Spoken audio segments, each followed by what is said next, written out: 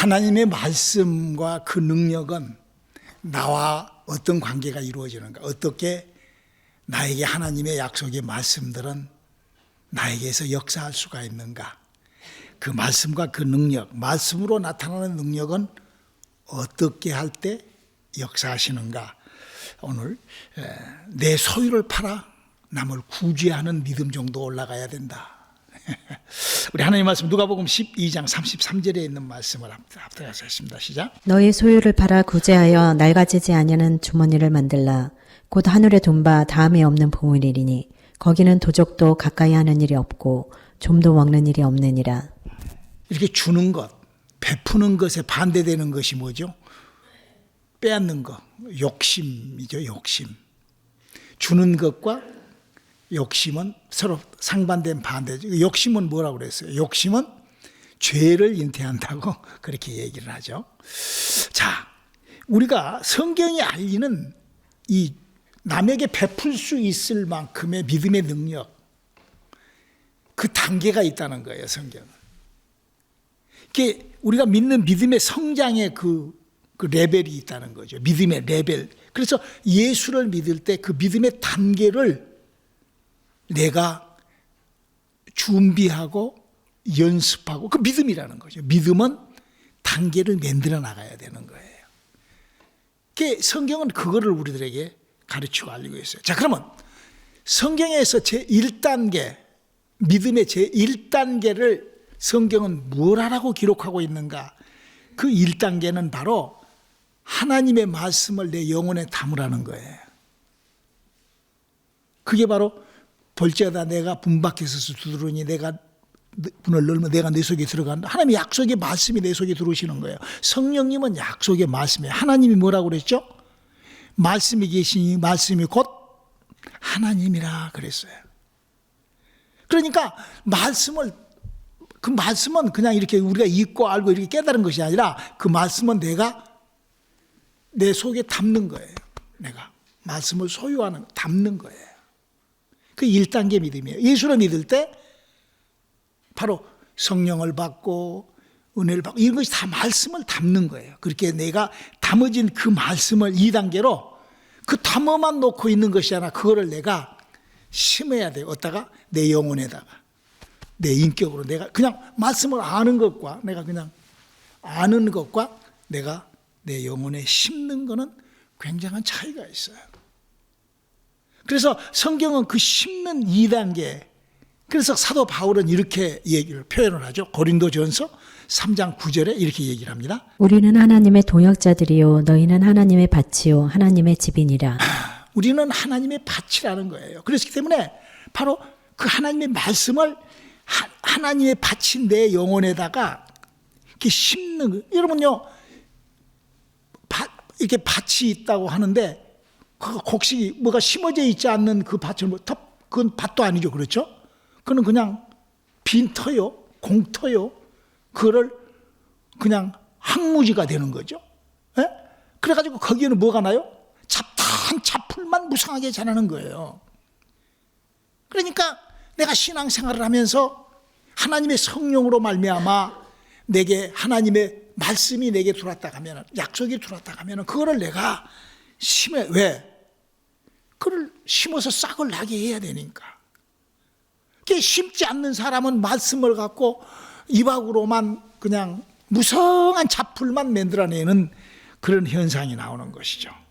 그래서 세 번째는 그 말씀을 저장할 줄 알아야 돼요. 말씀을 골라서 하나님의 말씀, 그래서 좋은 자기의 인격으로 정확한 말씀을, 그러니까 성령을 받게 되면 말씀의 지식의 은사와 말씀의 지혜의 은사가 이렇게 생기는 거예요. 그래서 말씀의 지식과 말씀의 지혜의 은사가 생겼을 때, 지금 저는 지금 믿음의 5단계를 지금 여러분들한테 지금 설명을 하고, 성경에 써져 있는 그 설명을 하고 있는 거예요.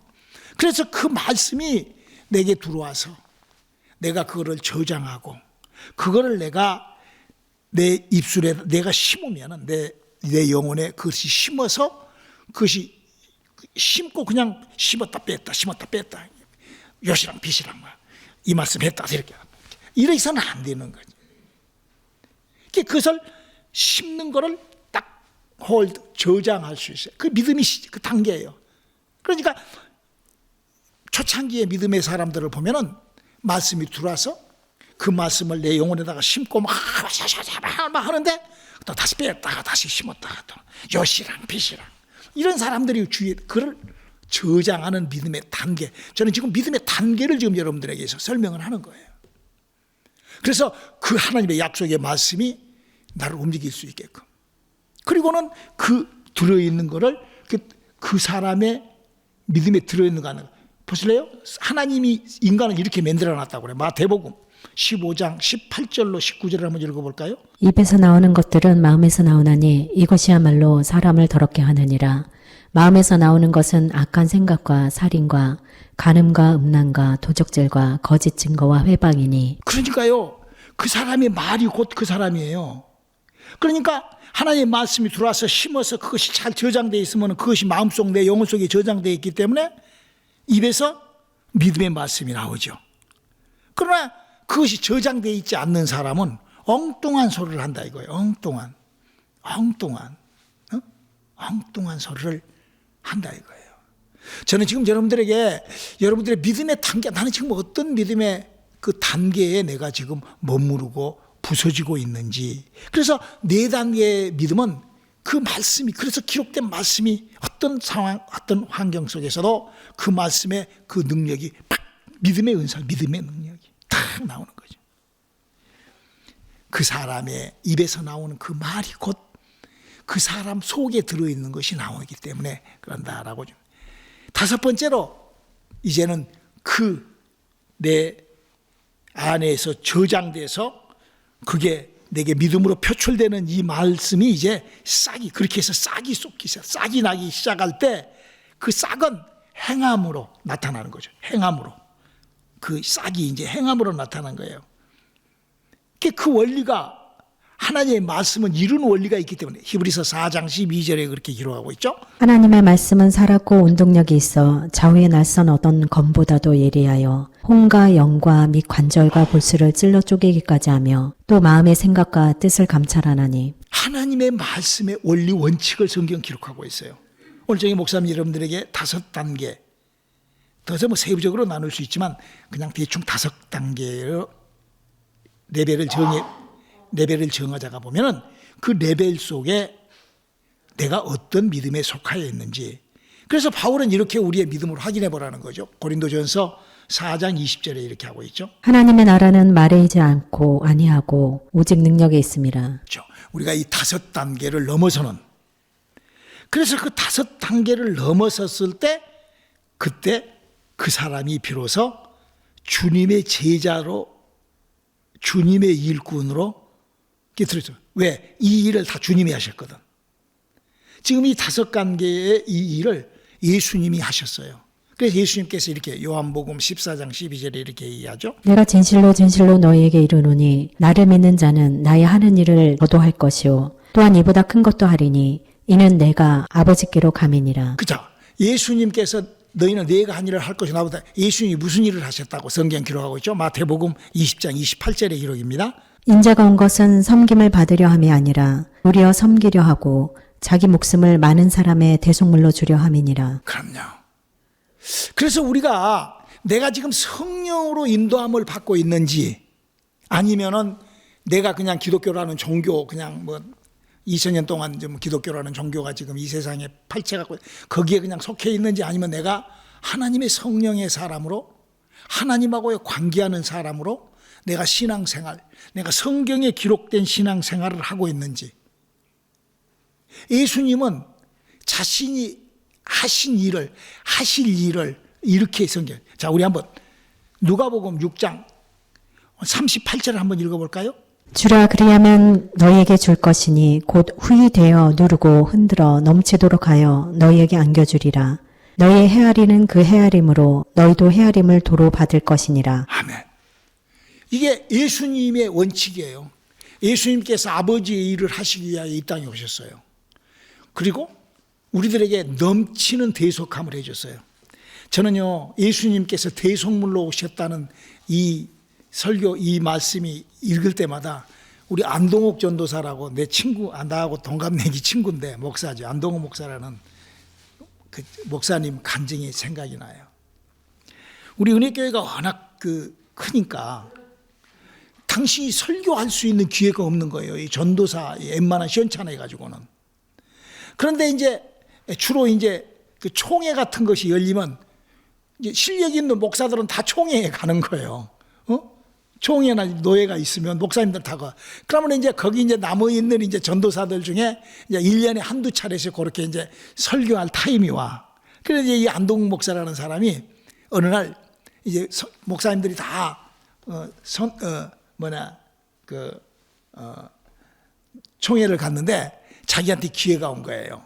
3일 동안 설교를 할 수 있는 기회가 온 거예요. 그래서 모처럼 이 기회에 김강신 목사님을 한번 제끼는 설교를 해야 되겠다.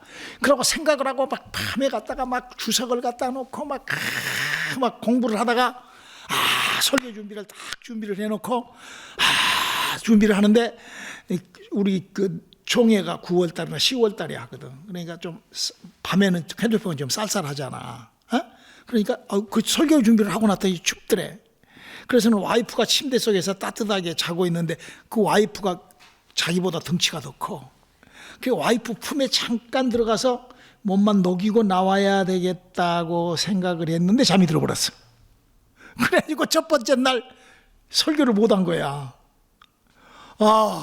그래가지고는 이제 어머니 아버지가 권사고 장로님인데 어머니가 어떻게 하다가 그 설교를 못했냐 하고 이제 전화를 하니까 예 그래 그랬다고 그러니까는 그래 그러고는 가서는 이제 기독교 서점에 가서 이제 그 설교집을 사다가 주면서 오늘 저기는 간단하게 보고 내일 아침에는 뭐 하라고 그래가지고는 이제 그날 저녁에 잠을 딱 자고는 이제 내일 아침에는 내가 실패하지 않아야 되겠다. 그러고는 두 번째 날 그렇게 막 하는데 도저히 이게 예수님이 십자가에서 돌아가신 것이 이게 도저히 이해가 안 되더래. 더군다나 또 그 300대나 노래 그 마리아 그 발에다가 이렇게 그것이 이해가 안 되더래. 그게 이거 너무 낭비하고 이게 도무지 이해가 안 돼. 이렇게 성경이 이렇게 써져 있을까? 자기는 그동안 읽었는데 잊어버렸대. 그걸 몰랐대. 그랬는데 그날 이렇게 하면서 이게 고민을 하다가 그 책상에서 그냥 이거 막 가르쳐 달라고 그러다가 책상 머리에 앉아서 꽉 잠이 들어버린 거야. 그 이틀째 그게 다 떨어져 나가버린 거야. 이틀째 설교할 수 있는 기회를 놓쳐버린 거야. 그게 마지막 날 이제 작심을 하고 딱 나가서 그 간증을 하면서 자기가 예수님의 그 머리에다가 향료를 붓고 그 발에 향료를 붓고 머리카락으로 예수님이 바를 수 있는 그 여인의 그 설교를 하면서 너무 낭비였는데 주님이 마지막 날 그러더래요. 야, 내가 너를 위하여 흘려준 피는 낭비 아니냐 그러더래요. 너를 위해서 우리 주님이 너무나 낭비해 버리셨다는 거죠. 나 같은 것을 위하여. 저는요 그분이 쪼크로 그 간증을 25년, 그건 30년 전에 해서 잊혀지지가 않아요. 주님이 흘리신 피가 너무 낭비해 버리셔서 나 같은 것을 위하여. 너희가 주님의 제자처럼 우리가 믿음을 단계를 뛰어넘어 올라가야 된다는 거예요. 우리가 이치적으로 오늘 목사님 설교를 한 내용이 이치적으로 우리가 세상 논리적인 세상사를 하더라도 우리가 이런 것들을 뛰어넘어야만이 우리의 믿음이 참. 그러면서 주님은 넌 후에 남을 대접하라는 거예요. 남을 대접하지 못한 이유가 뭐 때문에 대접 못해요? 저 역시 욕심 때문에 대접하지 못하는 거예요. 그러므로 말미암아 욕심 있는 사람을 좋아할 사람 누가 있어요? 여러분 같은 교우들, 같은 형제들도요 욕심 있는 사람은 싫어합니다. 그러면 그 사람은 전도의 능력도 없고 하나님하고의 관계가 멀어지는 것이죠. 주님이 선물은 은사 넘쳐요. 흘러넘쳐. 올 한 해도 우리 주님께서 우리들에게 주신 이 감사와 은혜는 가만히 가만히 곰곰이 생각을 해보면 너무 낭비하신 거야. 너무 낭비. 나 같은 것들한테 하나님께서 너무 낭비하신 거예요. 자, 우리 성경 이사야서 55장 11절을 한번 읽어볼까요? 내 입에서 나가는 말도 헛되이 내게로 돌아오지 아니하고 나의 뜻을 이루며 나의 명하여 보낸 일에 형통하리라. 여러분, 이렇게 이런 축복의 말씀들이 성경에 군데군데 이렇게 못 박아놓듯이 그 해놓은 그 축복의 약속들, 그 말씀들이 여지없이 나에게 오늘도 나의 믿음의 단계만, 내가 어떤 단계, 내가 주님의 말씀, 내가 성령으로 하나님, 예수를 믿을 때 우리가 성령 받는 하나님의 말씀을 담는다. 그 말은 성령을 내가 담는 거, 내 안에. 하나님의 성령이 내 안에. 그래서 그 성령이 나를 가르쳐주고 생각나게 의와 생명의 길로 인도해 줄 수 있게끔 내가 인도함을 받아야 되는 거예요. 그래서 그 말씀이 내게 들어오면은 그걸 담아서 그걸 내가 담으면 놔둘 것이 아니라 내 밭에다 그걸 심고 심었다 뺐다 할 것이 아니라 그거를 저장을 단단한 그거는 전부 다 내 인격이 해야 될 문제라 이거예요. 그리고 그 말씀이 내게 저장되어 있는 그게 내 입술로 우리가 생각을 해보고 우리가 입술을 열어서 내가 믿음을 내 스스로 확인해 보면 내가 지금 몇 단계 믿음이 있다는 것을 나타내. 그리고 그걸 행하는 것이 바로 후히 대접하고 넘지. 남을 대접하는 것이 마치 그리스도를 대접하는 것이요. 하나님을 대접하는 것이죠. 그래서 그것이 이렇게 싹이 날 수 있게끔 열매가 맺힐 수 있게끔 장성한 믿음의 그냥 그렇게 우리의 신앙생활이 그래서 내 속에 들어온 씨를 어떤 사람들은요 은혜를 그냥 지 혼자 질근질근 그냥 만나 씹듯이 씹고 말아버린 사람이 있어. 전혀 믿음이 성장이 안 돼. 그냥 자기 혼자 하고 싶은 대로 그런 분들도 계신다고. 그렇다면은 그건 뭐 주님하고는 전혀 관계가 없는 거죠. 혹자는 왜 주님이 가라지를 성경이 그런 얘기를 하고 있어요. 마태복음 13장 29절로 30절 한번 읽어볼까요? 주인이 가로되 가만히 두어라. 가라지를 뽑다가 곡식까지 뽑을까 염려하노라. 둘 다 추수 때까지 함께 자라게 두어라. 추수 때에 내가 추수꾼들에게 말하기를 가라지는 먼저 거두어 불사르게 단으로 붓고 곡식은 모아 내 곡간에 넣으리라 하리라. 우리가 알곡으로 반드시 살아나야 된 이유는 바로 우리가 가라지처럼 무성하게 신앙생활을요 가라지처럼 막 입만 갖고 하는 사람도 있고 그런 사람들이 주위에 얼마나 많은지 모르죠. 우리가 신앙생활하면서 가라지 알곡을 구분할 줄 알아야 돼요. 왜 가라지가 있냐? 가라지를 보고 알곡들이 저건 아니다 하고 우리가 알곡으로 자라게 하려고 가라지를 놔뒀다 그 말이에요. 지금 이 말은. 그래서 이 가라지가 없으면 알곡이 뭔지 모르잖아.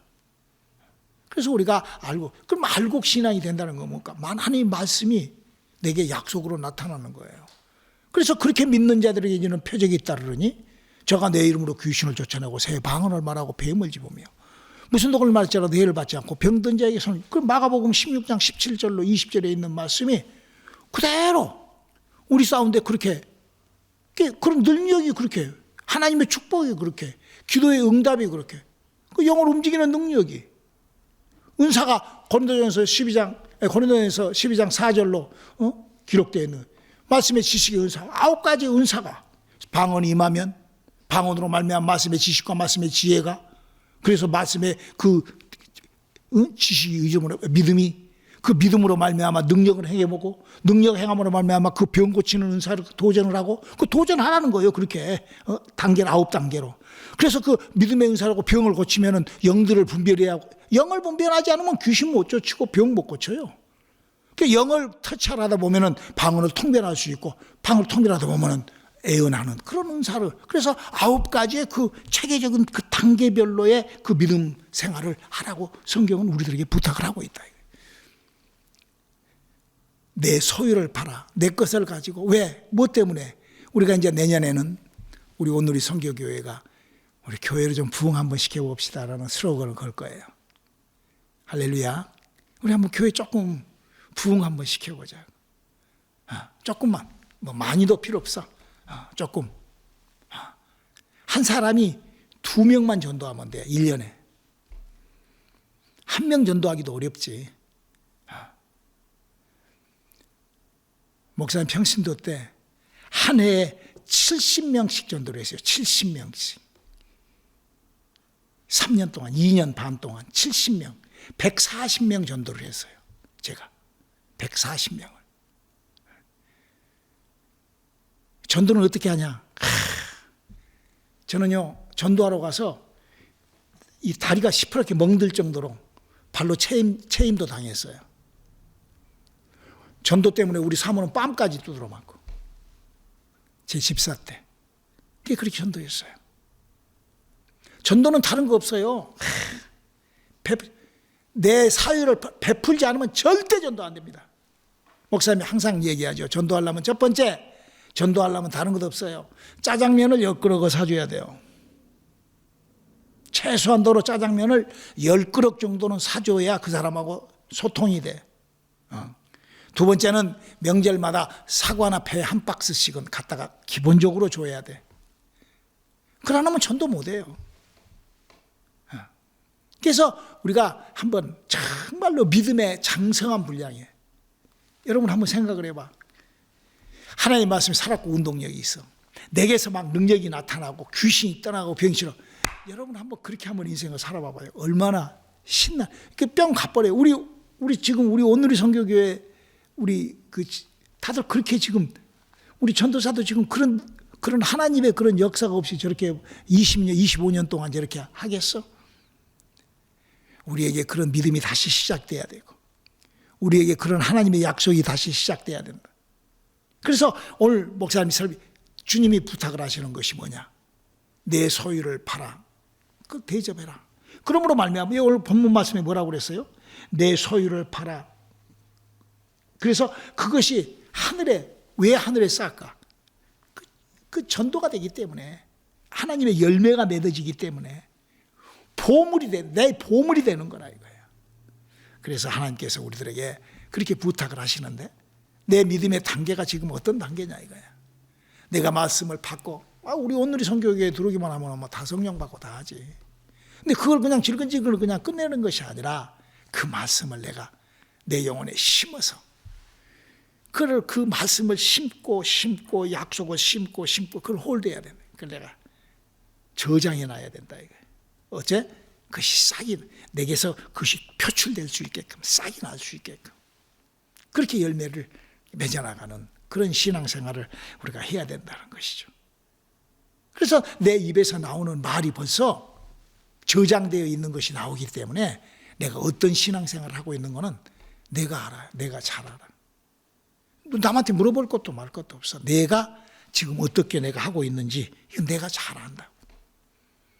그리고 도전. 그래서 이 단계가 이렇게 장성한 믿음의 분량에 올라가는 말씀의 그 능력은 그렇게 우리들에게 나타나시는 것이랍니다. 기도하시겠습니다. 하나님, 우리에게 약속하신 말씀의 능력이 우리와 함께 할 수 있게 도와주시옵소서. 예수님의 이름으로 기도드렸습니다. 아멘.